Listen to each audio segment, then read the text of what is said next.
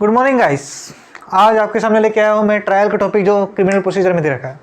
Trial होती है तो आपको बताया मैंने, सबसे पहले ट्रायल होती है सेशन ट्रायल। सेशन ट्रायल कहाँ होती है? सेशन कोर्ट में होती है। उसका सेक्शन दे रखा है सेक्शन 225 से लेकर 237 तक सीआरपीसी में। सेकंड होती है वारंट ट्रायल। वारंट ट्रायल में दो तरह की ट्रायल होती है। वारंट ट्रायल में होती है सबसे पहले तो अगर पुलिस रिपोर्ट पे है, तो अगर पुलिस रिपोर्ट पे है ऑन पुलिस रिपोर्ट तो सेक्शन 238 से लेकर 243 तक, और अदरवाइज देन पुलिस रिपोर्ट। अगर पुलिस रिपोर्ट पे नहीं है, कंप्लेंट में है, तो किस पे होगी? 244 से लेकर 247 तक। ये हो गया वारंट हो गया। फिर थर्ड पॉइंट होता है समन ट्रायल। समन ट्रायल होती है 251 से लेकर 259 तक। यह सेक्शन का बाइफर्केशन होता है।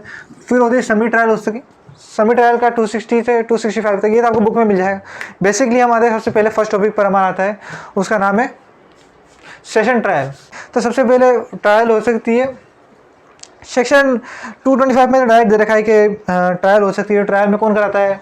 पीपी होता है। क्रिमिनल में कौन कराता है ट्रायल?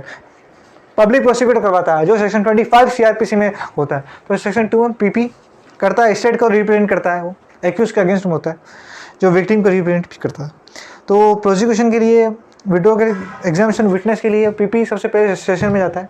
सेशन ट्रायल का आपको एक चीज़ मैं पॉइंट बता देता हूँ कि कॉग्निजेंस जो होता है ना सेशन ट्रायल का, वो सेशन कोर्ट नहीं लेता डायरेक्टली, वो कोर्ट लेता है, मजिस्ट्रेट कोर्ट लेता है। जो फर्स्ट क्लास मजिस्ट्रेट होता है, राजस्थान में सेकंड क्लास नहीं होता, फर्स्ट क्लास मजिस्ट्रेट होता है ना, वो judicial magistrate first class JM सबसे पहले कॉग्निजेंस लेता है।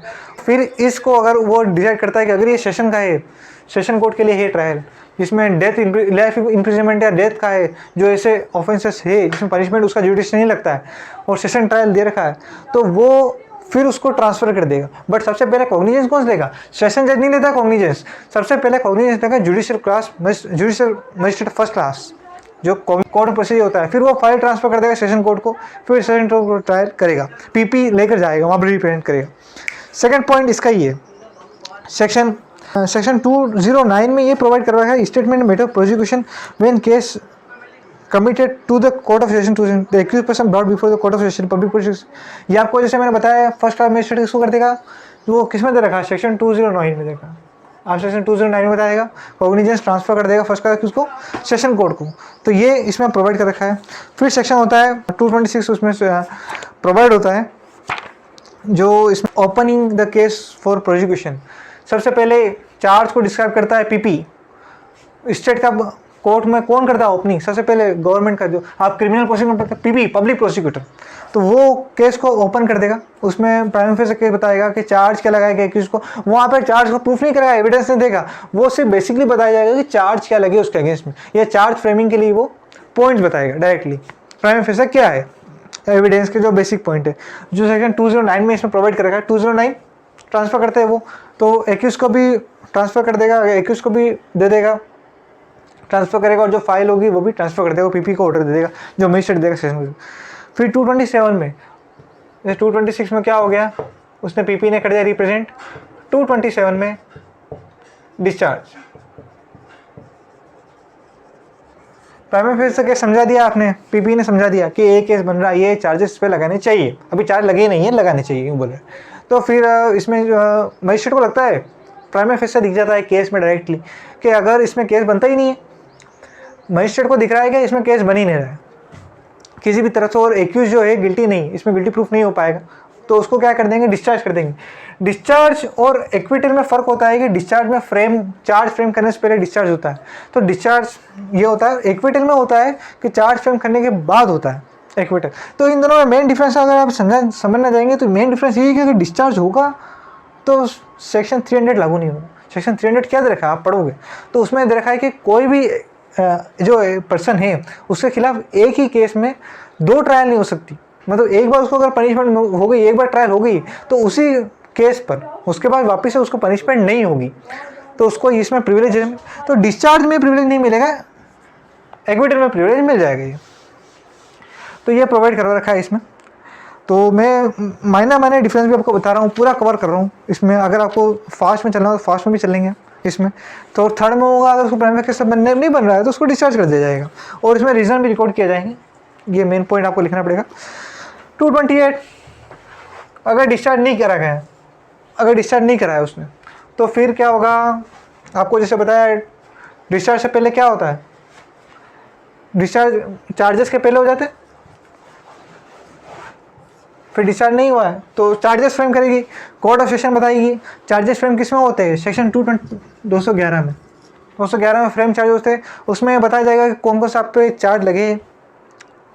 चार्जेस का सेक्शन होता है 224 तक होता है, इसमें बताया चार्जेस, तो चार्जेस फ्रेम होते हैं। चार्जेस मतलब आपके अगेंस्ट में क्या लगा, चार्जेस को एक्सप्लेन से करें। जैसे आरोप लगा है थेफ्ट का, तो थेफ्ट का चार्ज है, आरोप हिंदी में बोलते हैं उसको आरोप, उस पर लगाया जाएगा चार्ज, तो उसको बोलते हैं चार्जेस। तो आप पे चार्ज फ्रेम किया जाएगा, पहले बताया जाएगा कि आपका आरोप क्या है, पहले डिसाइड किया जाएगा किस आरोप के डायरेक्ट ट्रायल चलेगी।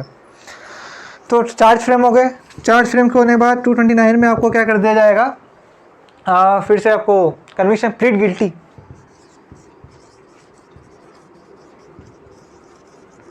प्लीड गिल्टी, प्लीड गिल्टी का मतलब होता है कि आपने आरोप स्वीकार करना, आरोप को स्वीकार कर लिया, आरोप को मान लिया, चार्ज को एडमिट कर लिया, तो प्लीड गिल्टी होता है ये। फिर होता है section 230, date of prosecution of evidence. Plead guilty नहीं करा है एक्यूज ने, एक्यूज ने कहा है कि मैं आरोपी नहीं, जो भी आरोप मुझ पर लगाए गए वो गलत है और मैं इस पर केस लड़ूंगा आगे। तो इस पर फिर क्या होगा, 230 में होगा कि जो प्रोसिक्यूशन के एविडेंस है, फर्स्ट पॉइंट किसको दिया जाएगा, प्रोसिक्यूशन को दिया जाएगा कि आप एविडेंस लाइए आपके फेवर में, आप ये प्रूफ कर दीजिए कि एक्यूज गिल्टी है। तो फर्स्ट टाइम पे आप प्रोसिक्यूशन के एविडेंस लाएंगे। उसका एविडेंस का 137 में जो एविडेंस एक्ट आपने पढ़ा होगा, एविडेंस एक्ट में 137 आप सेक्शन पढ़ेंगे, तो एविडेंस सेक्शन में 137 में सबसे पहले था एग्जामिनेशन इन चीफ होता है। एग्जामिनेशन इन चीफ होता है, एग्जामिनेशन चीफ में तो एक्यूज को डायरेक्ट पूछा जाता है। फिर एग्जामिनेशन चीफ के बाद होता है क्रॉस एग्जामिनेशन, क्रॉस करेंगे उसको। क्रॉस कौन करता है, जो सामने वाला वकील होता है, जो सामने वाला एडवोकेट होता है, वो क्रॉस करता है, जिसमें एक्यूज का जो एडवोकेट है वो क्रॉस करेगा।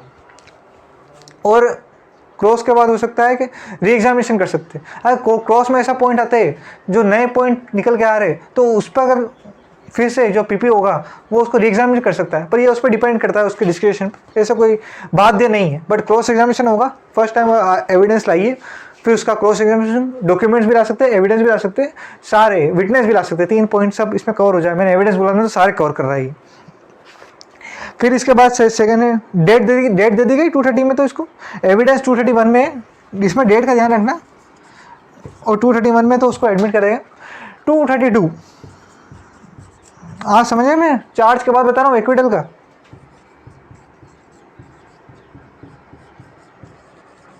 एक्विटल किसके बाद आ रहा है, चार्ज लगने के बाद। चार्ज किसमें लग गए, 228 के बाद, फिर एक्विटल हो जाएगा। एक्विटल और डिस्चार्ज में ज़्यादा फर्क नहीं है, एक्विटल में भी उसको आरोप सिद्ध नहीं हो रहे। एविडेंस किसके ले लिया आपने, एविडेंस ले लिया ना आपने प्रोसिक्यूशन के, प्रोसिक्यूशन के एविडेंस के बाद अगर आपको प्रूफ नहीं होता, प्राइमरी केस बन ही नहीं रहा, आपको मालूम है कि यार ये जो एविडेंस है इस पर रिलायबल नहीं हो सकते, उसको प्लीड गिल्टी, हाँ मतलब उसको छोड़ दिया जाएगा, उस पर गिल्ट नहीं साबित हो रहा है, प्लीड गिल्टी नहीं होता है, गिल्ट साबित नहीं हो रहा है उस पर, तो प्रोसिक्यूशन का एविडेंस छोड़ देगा उसको। थर्ड पॉइंट एक्विटल कर देंगे। एक्विटल लगने के बाद सेक्शन 300 अप्लाई हो जाएगा, इस पर प्रिविलेज लग जाएगी, इस पर फिर से इस पर केस नहीं बन सकता सेम टू सेम कोर्स पे, समझे आप। फिर 233 एंटरिंग अपॉन डिफेंस, एक्विटल नहीं किया गया, मान लो हटा देते एक्विटल, छोड़ दीजिए ना, कोर्ट ने मान लिया कि एक्विटल नहीं है, केस तो चलेगा आगे, हम सामने वाले के एविडेंस भी लेंगे। फिर होगा 231, एक्विटल नहीं माना, 233 में पहुंचेगा सेक्शन 30। आपके पास बेरेट होगी, बेरेट नहीं होगी तो लिंक में जाकर आप डाउनलोड कर लेना इसके, जो बेरेट प्रोवाइड कर देगी। एंटरिंग अपॉन डिफेंस, डिफेंस के जो एविडेंस रहते हैं, डिफेंडेंट मतलब एक्यूज्ड, क्रिमिनल में एक्यूज होता है, सिविल में होता है डिफेंडेंट। एक्यूज हुआ, थर्ड पॉइंट हो गया इसका, एक्यूज हो गया। तो फिर फोर्थ पॉइंट होगा डिफेंस के, उसने एक्यूज कर दिया, क्रॉस एग्जामिनेशन कर दिया, एग्जामिनेशन चीफ कर दिया, दोनों कर दिए। फिर उसके बाद होगा किसको आर्ग्यूमेंट्स होते हैं, दोनों जो लॉयर्स होते हैं पीपी और जो उसका प्राइवेट लॉयर होता है, दोनों आर्ग्यूमेंट्स करते हैं। आर्ग्यूमेंट के बाद जजमेंट आता है, ये पॉइंट डायरेक्ट है, उसके एविडेंस लिए एक्विटल करा, एक्विटल नहीं हुआ तो पॉइंट लिया, और पॉइंट के बाद डिफेंस के ले लिया एविडेंस, डिफेंस के एविडेंस के बाद आर्ग्यूमेंट्स हुए, और आर्ग्यूमेंट्स के बाद दोनों को मौका दे देता है। आर्ग्यूमेंट्स फर्स्ट रिप्लाई फर्स्ट कौन करता है, पीपी देता है, पीपी को रिप्लाई कौन करता है, उसका प्राइवेट वकील होता है, उसको प्राइवेट एडवोकेट होता है, जो एक्यूज का वकील होता है वो उसको रिप्लाई करता है। उसके डिसाइड के बाद जजमेंट जज के बारी होती है, फिर जज का वर्क है, फाइनल डिसाइड कौन करेगा, जज करेगा। तो जज जजमेंट एक्विटल कर देगा या कन्विक्शन कर देगा, अगर उसको आरोप सिद्ध नहीं होता तो एक्विटल, आरोप सिद्ध हुआ तो उसको कन्विक्शन कर देगा उसको। 236 में प्रीवियस कन्विक्शन, चार्ट में ये दे रखा है कि अगर कुछ केसेस होते हैं जिसमें जैसे 304 जिसमें अगर जो पहले से गिल्टी था उसने फिर से मर्डर कर दिया तो उसको डेथ सेंटेंस मिलती है। तो जैसे कन्विक्शन जैसा मैटर करता है सेंटेंस में कि कन्विक्शन प्रीवियस कन्विक्शन होना चाहिए, तो वो उसमें मिलता है, उसमें लिखा जाता है पॉइंट में। ये आपको सामने वाले को प्रूफ करना पड़ता है।